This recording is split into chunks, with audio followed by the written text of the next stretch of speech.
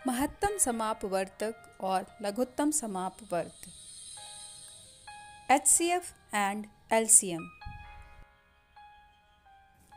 महत्तम समापवर्तक और लघुत्तम समापवर्त के बारे में जानने से पहले हम जानेंगे गुणनखंड तथा अपवर्तक के बारे में, अपवर्त और गुणज क्या होते हैं तथा समापवर्त और समापवर्तक किसे कहते हैं।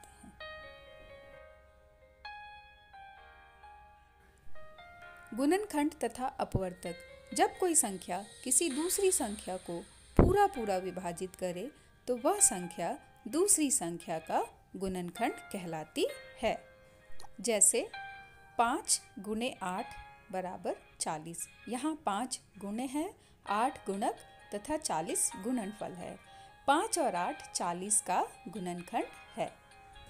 कोई संख्या जिन जिन संख्याओं से पूरी विभाजित हो जाती है वो संख्याएं उस संख्या की अपवर्तक कहलाते हैं। जैसे संख्या 2 का अपवर्तक होगा 1 और 2 तथा 6 का अपवर्तक है 1, 2, 3 और स्वयं संख्या 6।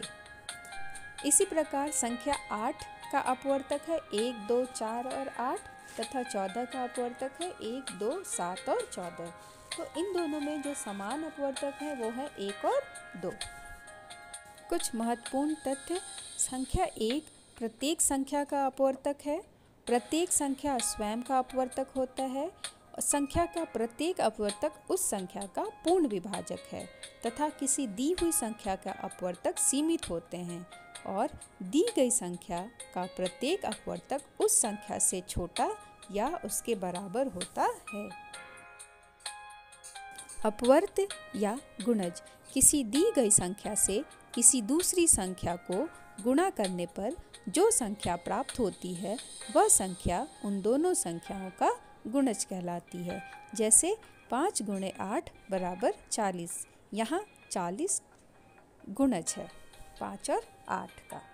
इसी प्रकार संख्या 2 का अपवर्त है 2, 4, 6, 8 आदि और 3 का अपवर्त है 3, 6, 9, 12 आदि। यहाँ हम देखते हैं कि 3 और 2 का अपवर्त 6 है जो समान है, तो इसे हम समापवर्त कहते हैं। कुछ महत्वपूर्ण तथ्य। प्रत्येक संख्या स्वयं की एक अपवर्त है। दी गई संख्या का अपवर्त उस संख्या के बराबर या उससे बड़ा होता है तथा किसी संख्या के अपवर्तों की संख्या असीमित होती है। महत्तम समापवर्तक। महत्तम समापवर्तक वह बड़ी से बड़ी संख्या है जो प्रत्येक दी गई संख्याओं को पूरा विभाजित करती है।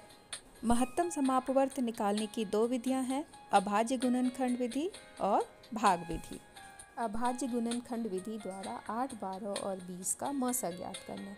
तो सबसे पहले हम 8, 12 और 20 का गुणनखंड करेंगे और फिर हम देखते हैं कि इन तीनों संख्याओं में 4 जो है समान अपवर्तक है, इसलिए इन तीनों संख्याओं का मौसा हो जाएगा 4। भाग विधि से मौसा ज्ञात करने के लिए सबसे पहले 12 से 20 को भाग देंगे और जो सबसे अंतिम भाजक बचेगा उससे तीसरी संख्या यानी 8 को भाग देंगे। यहाँ हम देखते हैं कि संख्या 8 पूरी विभाजित हो जाती है, तो यहाँ 4 जो है उस तीनों संख्याओं का मौसा है। लघुत्तम समापवर्त वह छोटी से छोटी संख्या होती है जो प्रत्येक दी गई संख्याओं से पूरी विभाजित हो सके। लघुत्तम समापवर्त भी अभाज्य गुणनखंड विधि या भाग विधि द्वारा ज्ञात कर सकते हैं।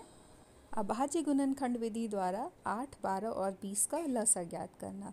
तो सबसे पहले हम इन तीनों संख्याओं का अभाज्य गुणनखंड करेंगे, फिर जो संख्या तीनों में समान हो उनको हम एक बार लिखेंगे और बाकी संख्याओं को भी लिख के गुणा कर देंगे। इस तरह हमारा उत्तर आएगा 120। भाग विधि के द्वारा लसा ज्ञात करना 8, 12 और 20 का।